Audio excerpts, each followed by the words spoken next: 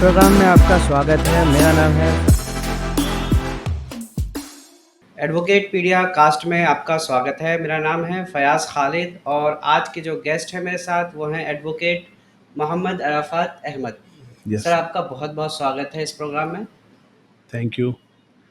Sir एक आपका अपना एक्सपीरियंस जो रहा है लिटिगेशन में, उसी से रिलेटेड जो ट्रेंडिंग इश्यूज़ हैं, आज हम उन्हीं सब चीज़ों पे बात करेंगे और वन बाय वन लेकर चलेंगे। जो भी इश्यूज़ हम लोग फेस करते हैं एज एडवोकेट, हमारे पास जो क्वेरीज आती हैं और किस तरह से इसको टैकल किया जाता है, हम उन सब चीज़ों पे डिस्कस करेंगे।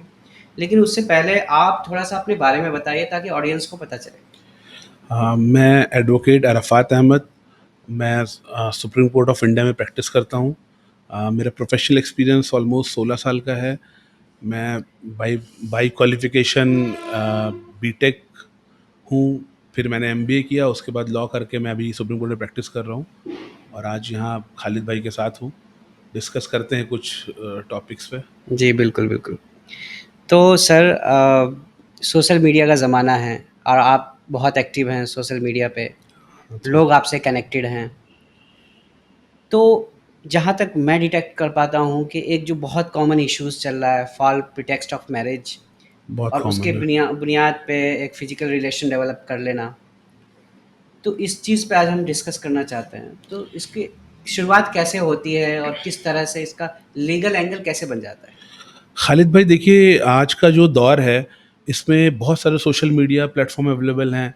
जिस 4-5 मेजर प्लेटफॉर्म है जहाँ पे आज के यूथ हैं। बहुत सारे लोग ऐसे हैं जो उसको यूज़ कर रहे हैं, जिसके बहुत ड्रॉबैक्स भी हैं और फ़ायदे भी हैं। तो वहाँ पे अक्सर हो ऐसा रहा है, इस ज़माने में बहुत ईज़ी है आपस में कनेक्ट होना।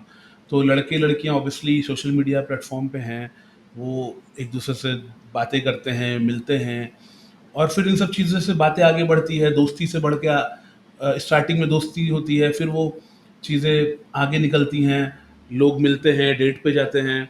और आज का यूथ, स्पेशली यूथ जो कॉलेज गोइंग यूथ है या जो जो अभी रिसेंटली जिन्होंने जो कॉलेज पास आउट मीन्स, वो मैं लेके चलता हूँ एक मतलब एक ब्रैकेट ले लेते हैं 20 से 28 साल तक के जो यंग बॉयज़ एंड गर्ल्स हैं।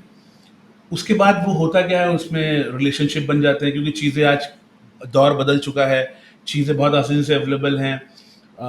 लोगों को जो मिलना मिलाना बहुत ईजी है और जब ये चीज़ें होती हैं दोनों को अच्छा लगता है, दोनों एक साथ रहते हैं, टाइम स्पेंड करते हैं और ये केसेस हमारे पास बहुत ज़्यादा आ रहे हैं आज के डेट में। मेरे पास क्या, सबके पास ही आ रहे हैं। उसमें होता क्या है, वो लोग फिर किसी बात पे भाई नहीं बनी, ब्रेकअप हो गया और ब्रेकअप होने के बाद मोस्टली लड़कियां, हमारा नया बीएनएस में एक्शन आया है 69 जो फॉल्स प्रॉमिस ऑफ मैरिज को प्रिवेंट करता है, उसको लेके बहुत सीरियस चार्जेस हैं। बहुत ज़्यादा उसमें मतलब इम्प्रिजमेंट है 10 साल तक का। उसको लड़कियां, कुछ लड़कियां मिसयूज़ भी कर रही हैं और कुछ जेन्युइन केसेस भी हैं और उसको लेके वो फिर आगे लीगल प्रोसीडिंग करते हैं। और जिन्होंने अनजाने जाने अनजाने में जिस लड़के ने ऐसा किया है और फॉल्स प्रॉमिस ऑफ मैरिज किया है या मैरिज की प्रॉमिस करी और वे शादी नहीं करी और सेक्सुअल रिलेशनशिप उनके साथ बनाया है, वो बहुत ज़्यादा ट्रबल में आ जाता है। इसके नाम पे बहुत ज़्यादा एक्सटॉर्शन शुरू हो गया है। लड़कों में बहुत ज़्यादा जो बॉयज़ हैं, जो जो एक्चुअल में फॉल्स केसेस जिनके ऊपर लग रहे हैं, वो डिप्रेशन में जा रहे हैं, कुछ गलत कदम उठा रहे हैं। मैं ये नहीं कह रहा हूँ ये लॉ खराब है, ये लॉ बहुत अच्छा है लड़कियों की सेफ्टी के लिए, क्योंकि बहुत सारे लड़के भी ऐसे हैं जो इस जो लड़कियों का मिसयूज़ करते हैं, उनको फॉल्स प्रॉमिस ऑफ मैरिज करते हैं, उसके बाद उनके साथ रिलेशनशिप में आते हैं। बट ये इसके always coins have a two side, so उसके दोनों साइड हैं, खराब भी हैं, अच्छे भी हैं। तो मैं यही यूथ से कहना चाहूँगा कि अगर आप सोशल मीडिया यूज़ करते हैं और किसी क्योंकि ये common, social media is a common platform जहाँ से ये केसेस बहुत ज़्यादा बढ़ रहे हैं, तो आप बहुत इसको बहुत ही सावधानी से इस्तेमाल करें। अगर आप कुछ ऐसा डिसीजन लेते हैं या आप रिलेशनशिप को आगे बढ़ाते हैं, तो उसको आप देख लें कि वो आपके लिए या लड़के या लड़की दोनों के लिए ऐसे स्टेज पे ना जाए जिसमें आपकी बेइज्जती हो, आपके परिवार की बेइज्जती हो और आपको ऐसा मेंटल ट्रॉमा या फिर लीगल ट्रबल्स झेलना पड़े। तो इसीलिए मैं यही कहना चाहूँगा आज के यूथ से कि सोशल मीडिया को बहुत बहुत ही सावधानी से इस्तेमाल करें। इसी में जो एक मामला ये आता है कि जब आपस में एक कम्युनिकेशन डेवलप होता है और आगे फिर वो एक लव अफेयर में बदल जाता है, और यहाँ पे चलो एक फ़ॉल्स प्रॉमिस हो या कुछ भी हो, किसी बहाने वो फिज़िकल रिलेशन डेवलप कर लेते हैं। बाद में पता चलता है कि दोनों ही माइनर थे या एक माइनर था, कोई हाँ। एक बंदा माइनर पार्टनर माइनर है। इस केस में क्या होता है? ये केस तो उससे भी ज़्यादा खतरनाक है, और उससे भी ज़्यादा, क्योंकि आजकल सबके पास सोशल मीडिया का एक्सेस है, मोबाइल का एक्सेस है। जिसके पास नहीं था, जो छोटे बच्चे किड्स थे, उनके पास भी आ गया कोरोना के बाद से। ये ऑनलाइन क्लासेस के नाम पे उनके पेरेंट्स ने भी उनको टैबलेट्स और आईफोन या फ़ोन दे दिया। हुआ क्या इससे कि ये बाई चांस ये जो बच्चे हैं, जो माइनर्स हैं, जो 18 साल से कम हैं, वो लोग भी आ गए। और उनसे जब जो भी यूथ, क्योंकि इंस्टाग्राम है, लोग एक दूसरे को देखते हैं, उनकी फैंसी लाइफ स्टाइल देखते हैं, क्योंकि कि क्या पार्टीज और गाड़ियों के फोन ना, एक्स वाई जेड जो भी फैंसी लाइफ स्टाइल, तो आपस में जनरली लोगों की एज तो पता चलती नहीं है उसमें, और लोग रिलेशनशिप में आ जाते हैं। कोई लड़का किसी लड़की का रिलेशनशिप में आ गया, फिर जब चीज़ें आगे बढ़ती हैं, वही रिलेशन बना या घूमना फिरना जो भी हुआ, और बाद में पता चलता है कि वो लड़की तो माइनर थी। उसके घर वाले कंप्लेन करते हैं, और जब कंप्लेन करते हैं तो one of the serious charges, जिससे मैं सबको हमेशा अवेयर करता हूँ कि उस चार्ज से आप जितना बच सके उतना बचें, पॉक्सो लगता है। और जिस भी लड़के के ऊपर पॉक्सो लग गया, या जिस परिवार पे या किसी बच्चे पे या किसी भी यूथ पे पॉक्सो के चार्जेस लग गए, तो वो उसकी, मैं तो ये मानता हूँ कि उसकी उसके परिवार की लाइफ ऑलमोस्ट खराब हो जाती है, क्योंकि जी। उससे निकल पाना, उससे आपको बेल दिलवाना, उससे उस चार्जेस से बाहर आना बहुत ही मुश्किल हो जाता है। इवन एक बहुत बड़े एडवोकेट या लॉयर के लिए भी आपको निकाल पाना थोड़ा मुश्किल हो जाता है। तो जब भी ये चीज़ें ये आप, नो डाउट आप सोशल मीडिया चलाएं, हर, मैं किसी को मना नहीं कर रहा हूँ, आप सोशल मीडिया पे रहें, उसके बहुत बेनिफिट्स भी हैं। बट उसके इन सब जो मेजर ड्रॉबैक्स है, जो आपको लीगल ट्रबल में लेकर जाता है, और ये बहुत कॉमन है, बहुत बहुत ही सीरियस चार्जेस हैं, उससे हमेशा अवेयर रहें। तो या तो आप ऐसे रिलेशनशिप में आए नहीं, या अगर आए तो फिर अपने रिस्क पे आए, और देख लें कि आपके और आपके परिवार की ज़िंदगी पूरी तरह तरीके से बर्बाद हो सकती है। जी, सो सर इसमें एक प्रिवेंटिव मेजर्स की अगर हम बात करते हैं कि आजकल के जो यूथ कनेक्टेड होते हैं, तो क्या ज़रूरी है कि सोशल मीडिया के थ्रू ही लाइफ पार्टनर चूज़ किया जाए? और नहीं, ऐसा ज़रूरी तो नहीं है, बिल्कुल ऐसा ज़रूरी नहीं है। लाइफ़ देखो, जनरली लोग अभी क्या है ना, कल्चर ऐसा है कि लोग लाइफ़ पार्टनर की तलाश ही नहीं कर रहे हैं। अच्छा। मतलब अभी आप, क्योंकि लोगों को बस पार्टीज़ करना है, घूमना है, क्योंकि एक दूसरे की लाइफ़ को लोग, क्योंकि हर आदमी वही चीज़ें सोशल मीडिया पे फ्लॉन्ट करता है ज़्यादा, जो जो उसके साथ अच्छा होता है। तो जी। लोग उसको, उसकी इन सब चीज़ों को देख के इम्प्रेस होते हैं, और फिर रिलेशनशिप में आ जाते हैं। तो हुँ। आप मतलब ऑब्वियसली सोशल मीडिया पे पार्टनर तो ना ही तलाश करें। आप सोशल मीडिया को सोशल मीडिया की तरह ही यूज़ करें, जैसे लोग यूज़ करते हैं। उस पे आप अगर पार्टनर ढूँढेंगे तो 90% केसेज़ या चांसेस हैं, या हमारे पास या और बहुत सारे एडवोकेट्स के पास 90% केसेज़ ऐसे आ रहे हैं, जो सोशल मीडिया के थ्रू ही इन सब चीज़ों से में आगे गए हैं, और फिर उनको लीगल कॉन्सिक्वेंसेस झेल फेस करने पड़े हैं, झेलने पड़े हैं। और कितने मैं यूथ को जानता हूँ जो आज भी जेल में हैं, और 10-10, 5-5 साल से हैं, उनकी ज़िंदगी तबाह हो गई और वो बाहर नहीं आ पा रहे हैं। बैंकिंग से रिलेटेड कि जब आपका एक अकाउंट है, वो अचानक से फ्रीज़ हो जाता है, साइबर क्राइम से फ़ोन कॉल्स आने शुरू हो जाते हैं। पता चलता है किसी ने कंप्लेंट डाल दिया है या रॉन्गफुल ट्रांज़ैक्शंस हुए, इल्लीगल ट्रांज़ैक्शंस हुए हैं। इस तरह के क्या मामले होते हैं और इसकी क्या लीगल रेमेडी क्या होती है? देखिए, आपने बहुत अच्छा सवाल मुझसे पूछा है, क्योंकि क्योंकि ये आईटी का ज़माना है, एडवांस है, लोग अभी सोशल मीडिया पे हम बातें कर रहे थे, वो भी यूथ से ही जुड़ा है, और लोग सफ़र कर रहे हैं। और ये बैंकिंग से रिलेटेड जो फ्रॉड्स हैं, जो साइबर के फ्रॉड हैं, वो भी आज के डेट में बहुत कॉमन फ्रॉड्स हैं। और आजकल हो क्या रहा है, क्योंकि लोगों में बेरोज़गारी है, मतलब ये एक क्या कहते हैं, बिटर ट्रुथ है हमारे देश का, कि लोगों के पास जॉब नहीं है, करने को नहीं है, तो इसका फ़ायदा स्कैमर्स उठाते हैं। वो क्या करते हैं, वो गाँव में या जॉबलेस लोगों को, या जिनको पैसे की ज़रूरत है, उनको लालच देते हैं, और उनके बैंक अकाउंट को रेंट पे ले लेते हैं। रेंट पे ले, क्योंकि ये बहुत कॉमन है बैंकिंग रेंट फ्रॉड आज की डेट में। आपसे वो बोलेंगे कि आपको मैं 30,000 रुपये, 20,000 रुपये या फिर परसेंटेज दूंगा, और आप अपने बैंक अकाउंट की डिटेल सिम कार्ड सब उनको हैंड ओवर कर दीजिए। लोगों को लगता है ये बहुत नॉर्मल चीज़ है, मुझे घर बैठे-बैठे 20, 30, 40 हज़ार रुपए मिल जाता है, मिल जाएगा और मैं अपनी नॉर्मल उन्होंने 2 अकाउंट खुलवा लिए, 3 अकाउंट खुलवा लिए, अपनी फैमिली के खुलवा दिए और स्कैमर को रेंट पे दे दिया। और जैसे वो रेंट पे देते हैं, आपको कुछ खबर नहीं होगी क्योंकि ईमेल एड्रेस उनका होगा, फ़ोन उनका होगा, फ़ोन क्योंकि ऑब्वियसली सिम आपकी उनके पास होगी, तो आपको पता नहीं चलेगा उसमें क्या ट्रांज़ैक्शन हो रहा है।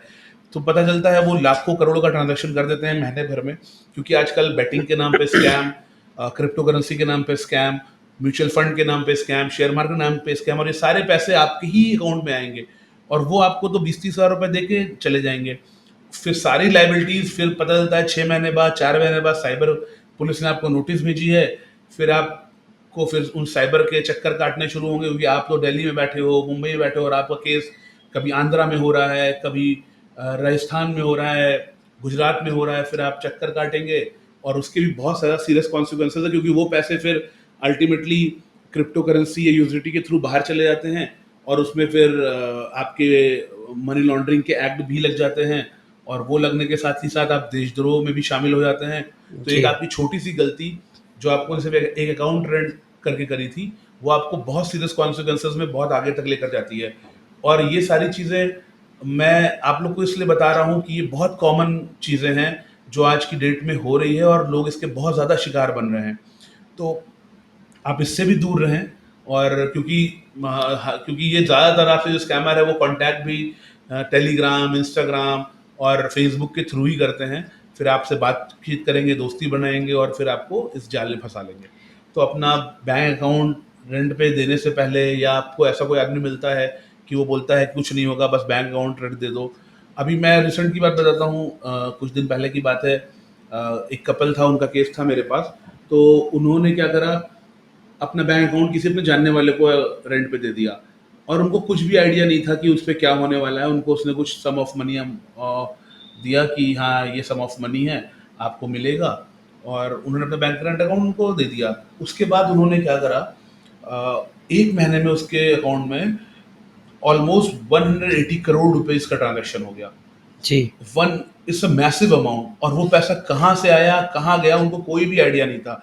फिर उनको पुलिस, साइबर पुलिस की नोटिस आई, फिर वो जब इन्वेस्टिगेशन हुई तो ये एक बहुत बड़े स्कैम का हिस्सा था और ये दोनों जाने अनजाने में उस स्कैम का हिस्सा बन गए। जी। इनको बहुत लीगल ट्रबल्स हुई, इनको बहुत फाइनेंशियल प्रॉब्लम्स हुई, इनके सारे बैंक अकाउंट फ्रीज हो गए, इनको पुलिस वालों ने उठाया, इनको इनको समाज में, अपनी सोसाइटी में बहुत ज़्यादा बेइज्जती झेलनी पड़ी। और वो they are very well educated person, society में उनकी मतलब अच्छी रेपुटेशन थी, सब कुछ 1 मिनट में खराब हो गया।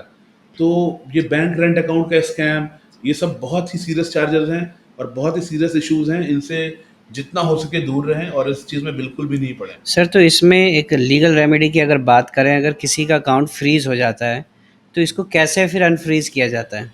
देखिए, अगर एक बार साइबर सेल ने या साइबर पुलिस ने आपका अकाउंट फ्रीज कर दिया, तो उनके कुछ लेयर्स होती हैं, फर्स्ट लेयर, सेकंड लेयर्स, उस लेयर्स के वो आपको नोटिस भेजते हैं।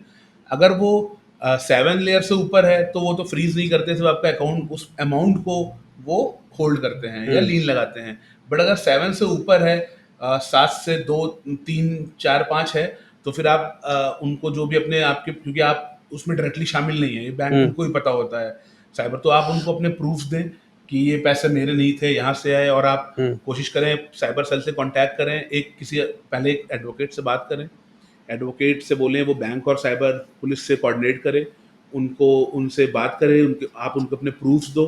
अगर वो उस प्रूफ को लेकर आप अकाउंट खोलते हैं तो फिर ठीक है, अगर नहीं खोलते तो फिर आप कोर्ट का सहारा ले सकते जी। हो। और अगर आप पहली और दूसरी लेयर में हो तो इसका मतलब you are the one who is directly responsible और डायरेक्टली आप इसमें शामिल हैं इस स्कैम में, तो उसमें बचना भी मुश्किल है जी। और अकाउंट तो खुलना I think next to impossible है। ओके।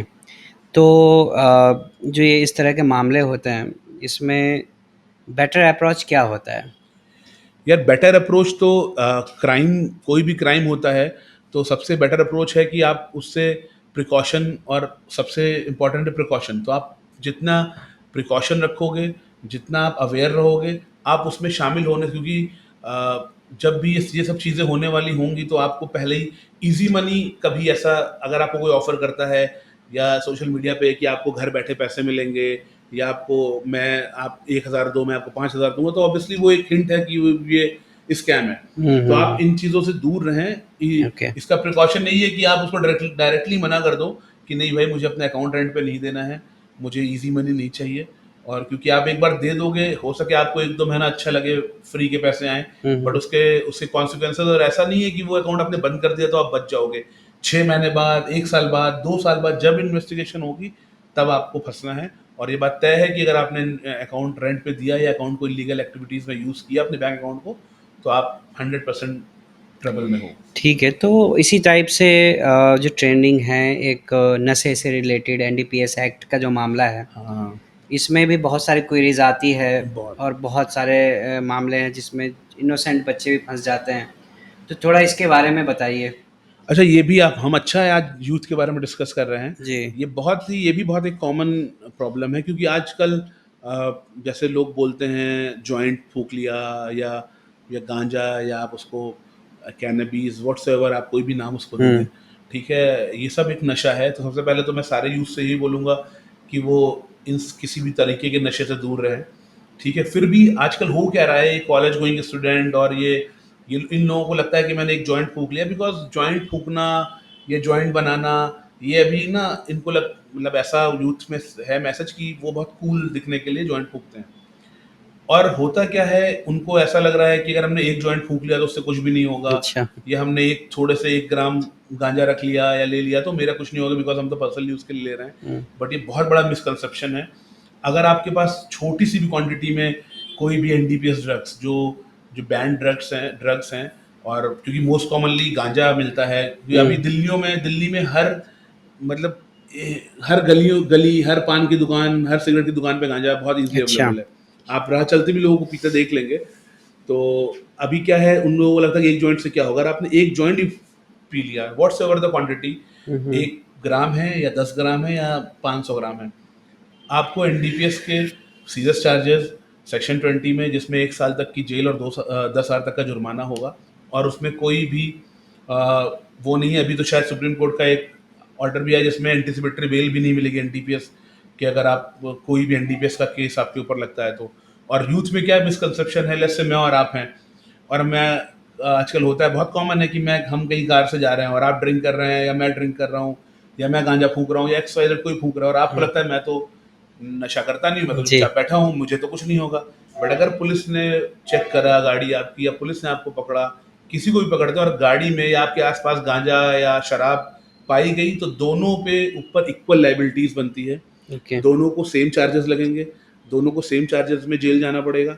तो इसलिए या तो आप नशा करें ही नहीं, और फिलहाल कोई आपका दोस्त नशा करता है और आप नशा नहीं करते हैं तो आप उससे बहुत दूर रहें। वो नशा करे, आप उसको बाय बोलिए और आप जाइए। आप साथ में हैं, आप कैब से जाइए, आप ओला करिए, उबर करिए या बाइक करिए, उसके साथ गाड़ी में मत ट्रैवल करिए। क्योंकि आपको लग रहा होगा ये बहुत इम्प्रैक्टिकल बातें हैं, बट जब आप कभी फंसेंगे या कभी ऐसा कुछ होता है तो फिर इसके कॉन्सिक्वेंसेस बहुत ख़राब होते हैं, बहुत बुरे होते हैं। जो शायद आप अगर यूथ हैं तो आपसे मतलब अगर आप कोर्ट प्रोसीडिंग्स और जेल के चक्कर देखोगे तो शायद आपसे झेला भी नहीं जाएगा ये सब चीज़ें। कई बार हम देखते हैं कि नॉर्मली हमारे ही सर्कल में बहुत सारे ऐसे होते हैं जो पीने खाने के शौकीन हैं, और कई बार उनके साथ चले गए, हालांकि अगर हम नहीं पीते खाते लेकिन वो पीता है तो पी लेने दो, इस तरह के भी सर्कल में बैठना होता है। और कई बार ऐसे जब पब्लिक प्लेस में जहाँ प्रोहिबिटेड है, ऐसे एरिया में अगर उनके साथ भी बैठे हैं तो क्या है, इस पे क्या कॉन्सिक्वेंस है? सेम जो चार्जेस पीने वाले पे रहेंगे, लगेंगे, वही सेम चार्जेस जो उसके साथ बैठा है, चाहे वो पी रहा है, चाहे वो जॉइंट फूंक रहा है या नहीं फूंक रहा है। अगर वो सिर्फ वहाँ पे बैठा भी हुआ है और वहाँ पे खड़ा है, वो उनके साथ है, उनके गाड़ी में है, उनके रूम में है, या आप कहीं पब्लिक प्लेस में बैठे हैं, तो सब पे सेम चार्जेस। इस हिसाब से तो ऐसे लोगों से दूर ही रहना पड़ेगा। ऐसे लोगों से ही दूर रहना पड़ेगा, और मैं तो बोलता हूँ नशे से भी दूर रहें जी, तो ज़्यादा जी, जी, बेटर जी। है। तो नहीं, कई बार अगर हम नशे से दूर हैं लेकिन चूँकि सर्कल ऐसा होता है कि अवॉइड नहीं कर सकते, तो यहाँ पे एक लीगल कॉन्सिक्वेंस इस तरह के अराइज़ जैसा आप सर ने बताया इस बारे में। तो यही है जो एक इश्यूज़ आजकल के ट्रेंडिंग हैं जिसमें लीगल एंगल बन जाता है और लोग इम्प्लिकेट हो जाते हैं इन सब चीज़ों में। तो एक लास्ट मैसेज जो आप एक यूथ को देना चाहें? देखिए यूथ को मैसेज मैं देना चाहूँगा कि यार मतलब ये ऑब्वियसली सब लोग बोलते हैं कि सबसे पहले तो सोशल मीडिया अगर आप यूज़ कर रहे हो तो सोशल मीडिया को बहुत ही केयरफुली यूज़ करो। किसी भी तरीके के स्कैम में नहीं पड़ो, किसी भी तरीके का स्कैम नहीं करो, किसी भी तरीके के ईज़ी मनी में नहीं जाओ। अगर आप गर्लफ्रेंड बॉयफ्रेंड है तो रिलेशनशिप में जा रहे हो तो उसको इस तरीके से, अगर आप मतलब if you are a boy तो आप लड़की की किसी तरीके से ज़िंदगी ख़राब नहीं करो, उससे झूठे वादे नहीं करो, उसको उसको यूज़ नहीं करो। और if you are a girl तो आप लड़कों को अननेसेसरी ब्लैकमेल नहीं करो। ये दोनों के लिए मैसेज है मेरा, एक के लिए नहीं है। उसको ब्लैकमेल नहीं करो, उसके ऊपर झूठे केस नहीं लगाओ।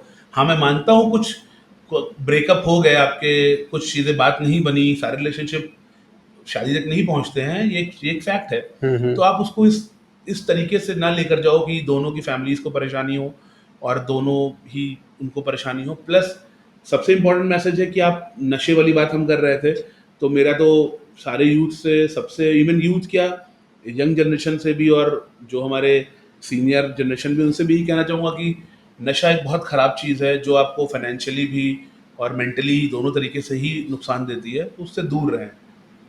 बस यही मैसेज है यूथ के साथ का। चलिए सर, आपका बहुत बहुत शुक्रिया इस प्रोग्राम में आने के लिए और एक जनरल अवेयरनेस स्प्रेड करने के लिए। उम्मीद करते हैं किसी नए टॉपिक के साथ एक न्यू पॉडकास्ट में आ पाएँ। सर, थैंक आपका बहुत बहुत थैंक शुक्रिया। You so much, thank you.